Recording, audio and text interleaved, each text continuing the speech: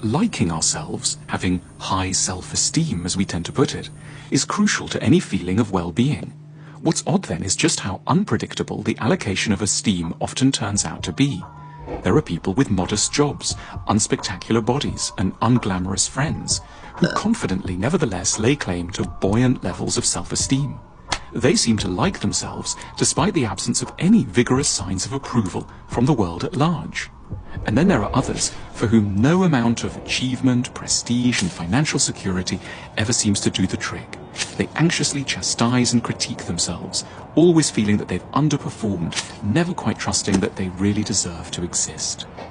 Having sound levels of self-esteem ultimately appears to have precious little to do with hitting any verifiable benchmarks. It seems connected up with a stranger, more internal, more subjective kind of logic, with factors immune to standard notions of achievement. 3 factors stand out in particular. Firstly, what your same-sex parent did. The single greatest determinant of how much you will esteem yourself is how you compare with your same-sex parent, whether you've achieved more or less than mum or dad. Rather brutally, it seems that comfortable levels of self-esteem are only available to those who've managed to outpace their same-sex parent. Those from a poor background have a big, unwitting advantage here.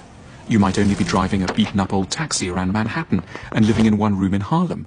But if your same-sex parent was a subsistence farmer from eastern Burkina Faso, you will at times feel princely nevertheless. Similarly, yet more darkly, you might have grown up in ostensibly privileged circumstances, but if your same-sex parent made a few $100 million and you're only managing to pull in a middle-class salary, you're liable never quite to shake off a haunting feeling that you're a disgrace. Secondly, what your peer group is up to. We don't feel inadequate in relation to everyone who has more than us, only those who we've come to see as belonging to another crucial determinant of self-esteem, our peer group. By this we mean the people who were educated with us, who are around our age, and who live in our part of the world. These people matter infinitely more to our sense of well-being than the population at large. It's a piece of extreme bad luck, and a matter for particular commiseration and assistance, if ever our peer group produces someone who starts a billion-dollar company or, God forbid, ends up running the country. Every time someone we went to school with does better than us, a small part of us will die. We should therefore take immense care to attend very ordinary schools, and after graduation to throw all invitations to reunions straight in the trash. Thirdly, what kind of love you received in childhood. A lot depends on what kind of affection we were the recipients of in childhood. In particular, how many conditions our love came attached with. Some of us had parents who only knew how to give out the conditional kind of love. It was all about the grades and the school reports. We therefore grew up, of course, to be high achievers.